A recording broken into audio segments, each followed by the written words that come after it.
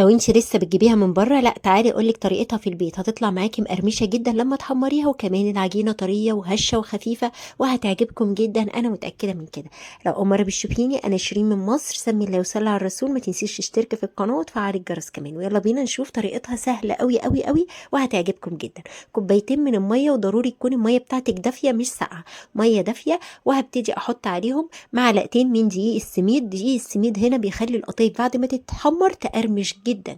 رشه من البيكنج باودر، معلقه صغيره ممسوحه خالص من الخميره، وما تزوديش الخميره عن كده عشان ما تبص منك. كمان هنزل عليها بمعلقتين كده من السكر، وكوبايتين الا ربع من الدقيق، وهبتدي اخلطهم كويس جدا جدا في الخلاط لحد ما اتاكد ان الدقيق كله داب كده في الميه، وكل المكونات دخلت في قلب بعضيها. طبعا لو ما عندكيش ديسبنسر في البيت ان انت تبتدي تنزلي بيه القطايف، والكبشه بتطلع منها عفاريت كده على جنب، يبقى احسن حاجه هو الشفشق. هتجيبي اي شفشق ببوز عندك كده وتستخدميه لصب القطايف، فهصب الخليط من الخلاط للشفشق وغطي عليه واسيبه 10 دقايق مش اكتر، ما تسيبهاش تخمر كتير عشان ما تتخرمش منك وانت بتسويها. هم 10 دقايق هيبقوا كفايه جدا. غطي عليها وسيبيها 10 دقايق ونرجع مع بعض.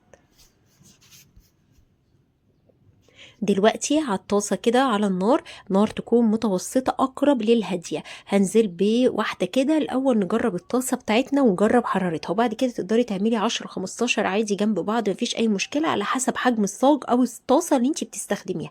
هستنى اما تعمل فقاعات كده من فوق، وده دليل إنها ناجحة معايا. وخلي بالك لو زودتي الخميرة أو مدة التخمير، الفقاعات دي هتبقى أخرم. فهسيبها تعمل الفقاعات بتاعتها واستنى العجينة تنشف خالص خالص من السطح، يبقى كده القطايف استوت. القطايف ما بتتقلبش على الجهة التانية، بانكيك هو اللي بيتقلب، لكن القطايف لا، هي ناحية واحدة بس اللي بتستوي عليها. والعجينة تنشف خالص يبقى هي استوت، وهي مادام عملت الفقاعات دي تبقى هي ناجحة معاكي، وده دليل النجاح. بص العجينة ابتدت تنشف اهي، اول ما الاقي الابيض كله اللي على السطح راح يبقى كده استوت. طبعا بتكوني مجهزه جنبك بقى فوطه كده تحطيهم عليها، وما تحطهمش فوق بعض عشان ما تلزقش في بعضيها وهي سخنه. اما تبرد شويه ممكن تنقليهم فوق بعض، وممكن تعملي كميه كبيره وتفرزيها بقى. هقول لك ازاي تفرزي القطايف بتاعتك في اخر الفيديو.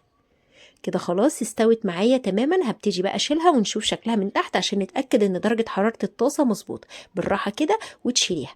كده الحراره مظبوطه، استوت معايا وما اتحرقتش واخدت اللون الذهبي. هكمل بقى على نفس الوضع ده، مادام الحراره ظبطت معايا يبقى هكمل كله بنفس الوضع ده.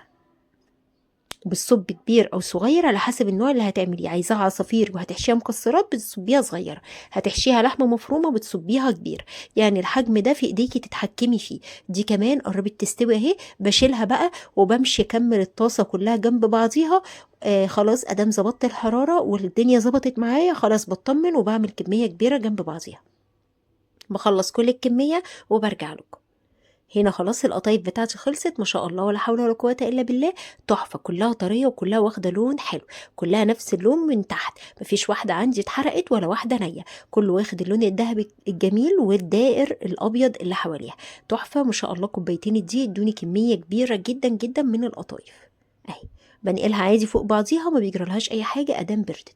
يلا نحضر حشوتنا بقى. انا النهارده قررت احشيها تمر. عندي تمر كنت عاملاه في البيت، اللي حابب طريقته هيلاقيها على القناه عندي.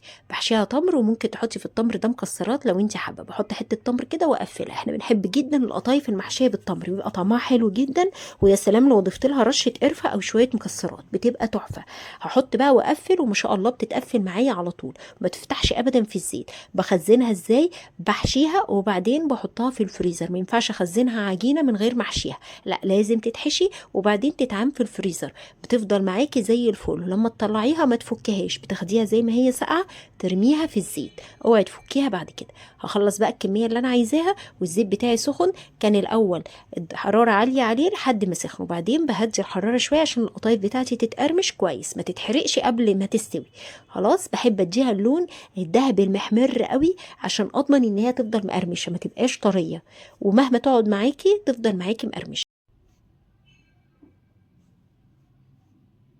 هبتدي بقى اقلبها واشوف كده اخدت لون. ايوه كده تمام، نقلبها ونسيبها برضو على الجهه التانية تاخد اللون الحلو قوي ده. وممكن تحشيها زي ما بقولك لحمه مفرومه او اي حاجه انت تحبيها، او ممكن تحمريها وهي مفتوحه شويه، يعني ناحيه مقفوله وناحيه مفتوحه، وتحشيها كريمه حلويات او قشطه اللي تحبيه. وممكن تاكليها بالعجينه بس والنوتيلا.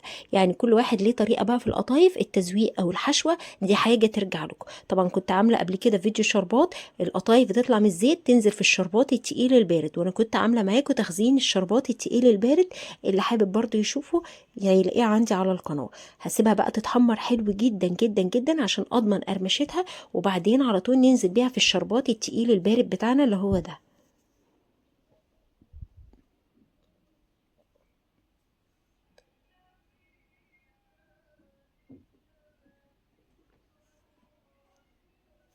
طبعا عايزاكي تجربي القطايف وترجعي تقولي لي رايك في الكومنتات. وكل سنه وانتم طيبين طبعا لو انا لسه ما قلتلكوش رمضان مبارك عليكم، وكل عام وانتم الى الله اقرب.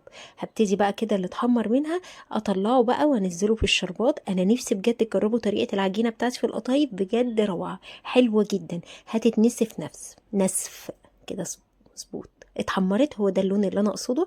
هطلعها بقى وانزل بيها على طول في الشربات التقيل البارد بتاعنا.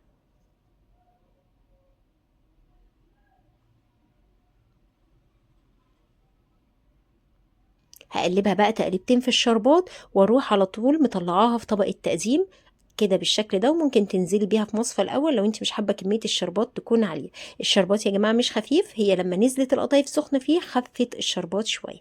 طلعته في طبق التقديم بالشكل ده. زوقيها بقى باي حاجه تحبيها، اي حاجه. انا كان عندي شويه فستق كذاب برضو كنت عاملاه قبل كده، اللي حابب يشوف الطريقه هيلاقيها برضو على القناه. هبتدي ارش شويه فستق كذاب كده على السطح، ونمسك واحده بقى كده ندوقها. عايزه اقولك مقرمشه حلوه جدا. التمر كمان واخدها في حته تانية خالص. القطايف بالتمر يا جماعه بتبقى تحفه، وخصوصا التمر البيتي. بصوا كده شكلها مقرمشه جدا وطعمها حلو قوي قوي قوي. كل سنه وانتم طيبين. يا رب النهارده الفيديو يكون عجبكم. تعالوا بقى نفتح واحده مع بعض ونشوف من جوه الحشوه وشكل العجينه اما اتفتحت. بجد حاجه روعه. كل سنه وانتم طيبين. اشوفكم على خير فيديو جديد. جربوا الطريقه بتاعتي، متاكده انها تعجبكم جدا. وسلام، مع السلامه.